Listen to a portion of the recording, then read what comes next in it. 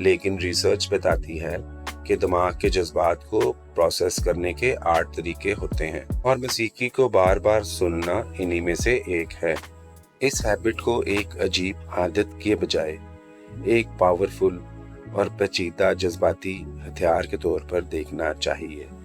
आज के इस तज़किये में हम इन मुख्तलिफ पहलुओं का जायज़ा लेंगे, जैसे मुतवक्का होने की ख्वाहिश, जज्बात को रेगुलेट करना, इमोशनल टाइम मशीन का कॉन्सेप्ट, कंट्रोल और तौसीक, रेपिटेशन ट्रैप यानी दोहराव का जाल, और आखिर में देखेंगे कि मौसीकी बतौर नफ्सियाती आला कैसे काम करती है। तो शुरू करते हैं पहले हिस्से से, यानी क्रेविंग, प्रेडिक्टेबिलिटी, मुतवक्का होने की ख्वाहिश। इंसानी दिमाग फिल्मों में तो सरप्राइज बहुत इंजॉय करता है, लेकिन असल ज़िंदगी की गैर यकीनी हालात में बिल्कुल नहीं। वहाँ ज़हन को सिर्फ आशनाई और फेमिलियरिटी की ज़रूरत होती है, और यहीं पर माइक्रो स्टेबिलिटी का अहम किरदार सामने आता है। इमेजिन करें कि जब हालात ख़राब हों या क्योटिक हों तो एक जाना पहचाना गाना नफ्सियाती एंकर बन जाता है। दिमाग को जब पहले से पता होता है कि अगली बीट कब आएगी या अगला लफ्ज़ क्या होगा, तो नर्वस सिस्टम को कंट्रोल का एक ज़बरदस्त एहसास मिलता है। ये इल्यूजन ऑफ कंट्रोल हमारे असाबी दबाव को कम करता है और एक छोटी सी बहुत ही ज़रूरी स्टेबिलिटी फ्राहम करता है। अब आते हैं दूसरे हिस्से की तरफ, रेगुलेटिंग नोट एस्केपिंग यानी जज्बात की तंजीम। अक्सर लोग समझते हैं कि उदास गाने सुनना हकीकत से फरार है, लेकिन ऐसा हमेशा नहीं होता। ये असल में जज्बात को मुनासिब तरीके से रेगुलेट करने का एक अहम हिस्सा है। देखें, जज्बात को दबाने और उन्हें प्रोसेस करने में ज़मीन व आसमान का फ़र्क है। जज्बात को सप्रेस करने या दबाने से वो अंदर ही अंदर मज़ीद ताकतवर हो जाते हैं, जो बिल्कुल ठीक नहीं। लेकिन जब किसी गाने के ज़रिए इन्हीं इमोशन को सेफली बार बार महसूस किया जाता है, तो दिमाग इन्हें आहिस्ता आहिस्ता प्रोसेस कर लेता है, यहाँ तक कि एक ज़हनी वज़ाहत और सुकून मिल जाता है। तीसरा हिस्सा बहुत ही दिलचस्प है, इमोशनल टाइम मशीन का तस्वर। याददाश्त और मौसीकी का आपस में बहुत गहरा डीपली वाइड ताल्लुक है।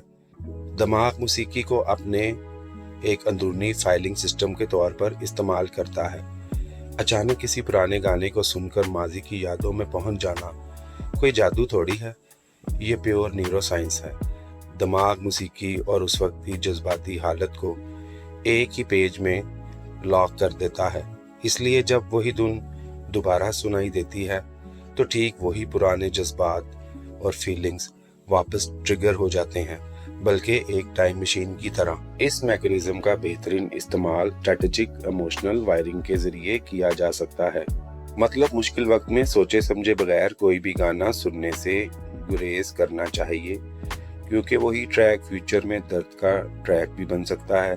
इसके बरक्स जब तरक्की या ग्रोथ का फेज चल रहा हो तो ताकतवर और पॉजिटिव गाने सुनने चाहिए, ताकि आगे चलकर वो मुस्बित जज्बात और ताकत को वापस ला सकें। चौथा हिस्सा है कंट्रोल और वैलिडेशन का। इंसान को असल खौफ किसी मुश्किल या स्ट्रगल से नहीं, बल्कि गैर मुतवक्का हालात से लगता है। ऐसे इन सर्टन टाइम्स में हमारी अपनी बनाई हुई प्लेलिस्ट एक बेहद ज़रूरी जज्बाती एंकर फ्राहम करती है। माहिरीन के मुताबिक जब दुनिया बहुत ज़्यादा मैसी या पेचीदा महसूस हो, ठीक 5 से 7 ऐसे गानों की एक ग्राउंडिंग प्लेलिस्ट होनी चाहिए जो जज्बाती तौर पर आपको मुस्तहकम महसूस करवाएं। ये प्लेलिस्ट यकीनन एक सेफ जोन का काम करती है। एक बहुत खूबसूरत बात कही जाती है कि वैलिडेशन हील्स, यानी कि तौसीक शिफा देती है। जब किसी को ये महसूस हो कि कोई इनकी बात समझ रहा है, तो जज्बात की शिद्दत खुद बहुत कम हो जाती है। गानों के बोल अक्सर वो अल्फाज अदा कर देते हैं जो ज़बान से नहीं कहे जा सकते, और बस यही इमोशनल वैलिडेशन तकलीफ को कम कर देती है। 5वां हिस्सा दी रेपिटेशन ट्रैप यानी दोहराव का जाल। अब हर बार एक ही गाने को सुनना मुफीद नहीं होता। कभी कभी ये जज्बाती रैसल का सिलसिला एक नुकसानदेह आदत या यूं कह ले कि एक पिंजरा बन जाता है। हकीकत ये है कि अगर मूड सैड है اور مزید سیڈ میوزک سنا جائے تو وہ ان جذبات کو بس مزید ایمپلیفائی کرے گا۔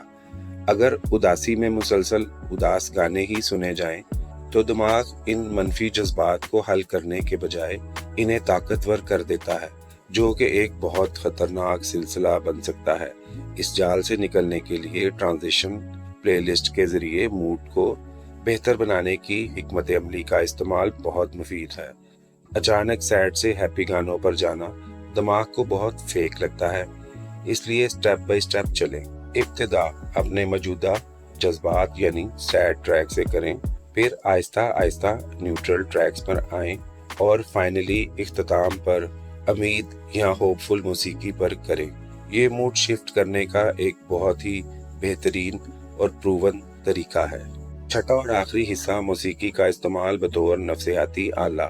ہائی لیول تھنکرز اور اعلیٰ سطح پر سوچنے والے افراد موسیقی کو مخص کسی ایپ کے الگوریتم پر نہیں چھوڑتے، بلکہ اسے ایک اوزار کے طور پر اپنے ایموشنل انوائرمنٹ کو ڈیزائن کرنے کے لیے استعمال کرتے ہیں۔ موسیقی کو مخصوص مقاصد کے لیے بآسانی لیوریج کیا جا سکتا ہے، جیسے ورزش کے وقت ایک ہائی انرجی پلے لسٹ سننا، پڑھائی کے لیے بغیر کسی ڈسٹریکشن کے انسٹرومنٹل ٹریکس لگانا، اعتماد یا کانفیڈنس بڑھانے کے لیے پاور سانگز کا انتخاب کرنا، اور ہیلنگ کے وقت پر امید ٹریکس فراہم کرنا۔ ایک بنیادی اصول ہمیشہ یاد رکھنا، ایک ہی طرح کے سنے جانے والے گانے دماغ کو ایک مسلسل سگنل بھیجتے ہیں جو آہستہ آہستہ انسان کے ایموشنل سافٹ ویئر کو اپڈیٹ کر رہا ہوتا ہے۔ سوچنے کی بات ہے نا، موسیقی صرف آواز نہیں بلکہ دماغ کی گہرائیوں کو متاثر کرنے والا ایک بے حد اثر انگیز آلہ ہے۔